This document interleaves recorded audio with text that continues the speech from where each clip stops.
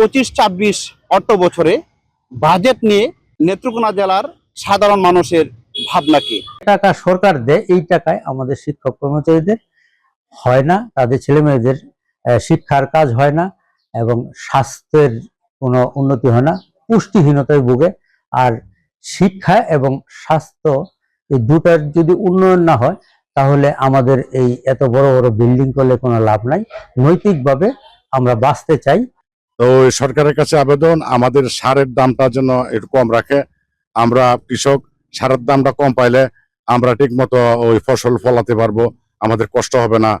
এলাকা হলে কৃষির উপরে নির্ভর, এমনি কীটনাশক কিনতে গেলে 600-700 টাকা কেজি। এই বিষয়ে একটু আবেদন যে একটু দাম কমায় দিত করার জন্য, যেন কৃষকরা সেভাবে বঞ্চিত না হয়। আর কৃষি আগামী বাজেটে যেন সেই সরঞ্জামিতে যেন কোনো মনে করেন অতিরিক্ত কর বসানো না হয়, সেজন্য সরকার মহোদয়কে বিশেষভাবে অনুরোধ করব। গরিব মানুষ না, গরিব মানুষ চলাটা তো কঠিন। গরিব মানুষ চলতে গেলে দামটা যদি একটু কমাইতো তাইলে ভালো হইতো সরকারের। গ্যাসের সিলিন্ডারের দামও বেশি, কিন্তু সারের দাম তো মনে কর যে অনেক বেশি। সার ও দাম বেশি, ওষুধের দাম অনেক বেশি।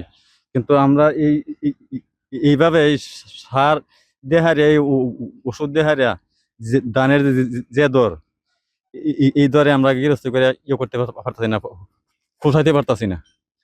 আমরা সাধারণ মানুষ, আমরা জিনিসপত্রের দাম বেশি, আমরা এত ফসলও কম, আমরা এই বেশি একটা চলতে পারি না। এটা আমরা উপদেষ্টার কাছে আমরা অনুরোধ করতেছি দাম কমাই দেওয়ার জন্য। প্রথমেই ধন্যবাদ জানাচ্ছি এনটিভি চ্যানেলটি, কারণ এনটিভির মাধ্যমে আমি আমার পূর্বধলার মফস্বল এলাকার মানুষের পক্ষ থেকে মাননীয় প্রধান উপদেষ্টা এবং সরকারের যে সরকারকে জানাতে পারছি 25-26 যে অর্থ বছর বাজেট ঘোষণা করতে যাচ্ছে, সেটা যেন একটু মাথায় রাখে। সেটা হচ্ছে এরকম যে আমাদের বর্তমানে সবকিছুই পণ্য যেগুলি আছে, প্রাইস হাইক যেটাকে আমরা বলি, দ্রব্যমূল্যের ঊর্ধ্বগতি, সবকিছুই আমাদের হাতে নাগালের বাইরে। সার যেটা বলতে চাচ্ছিলাম, যে আমাদের পদ্মা সেতু প্রকল্প স্টার্ট হওয়ার পূর্বেই যে একটা ট্যাক্স ধরা হয়েছিল, খড় যেটাকে বলা হয়, কৃষকের সারের উপর ট্যাক্সটা বাড়ানো হয়েছিল।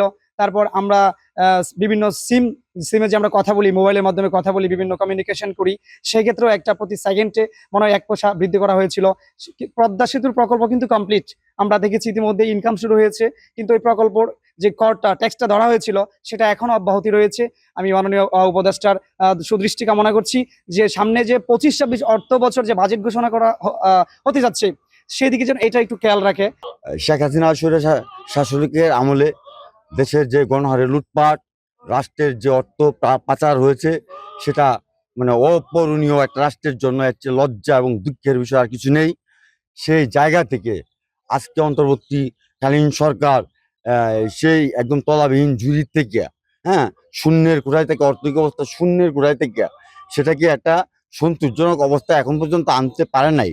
সুতরাং বাজেটটা তারপরেও আপনাদের মাধ্যমে মানে বলা থাকবে যে আমরা যারা মধ্যবিত্ত পরিবারের লোক আছি, আমরা যে চরম একটা দুর্ভিক্ষের সাথে দীর্ঘদিন লড়াই করতেছি, সেই লড়াইটা যেন আর দীর্ঘমেয়াদী না হয়।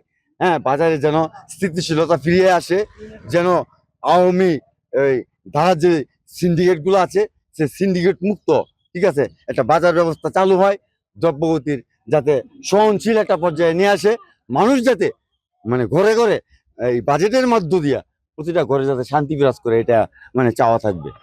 মানে 2025-26 অর্থ বছরে বাজেট মানে যেভাবে আছে, স্থিতিশ থাকলে সাধারণ মানুষ মানে স্বস্তি পাবে।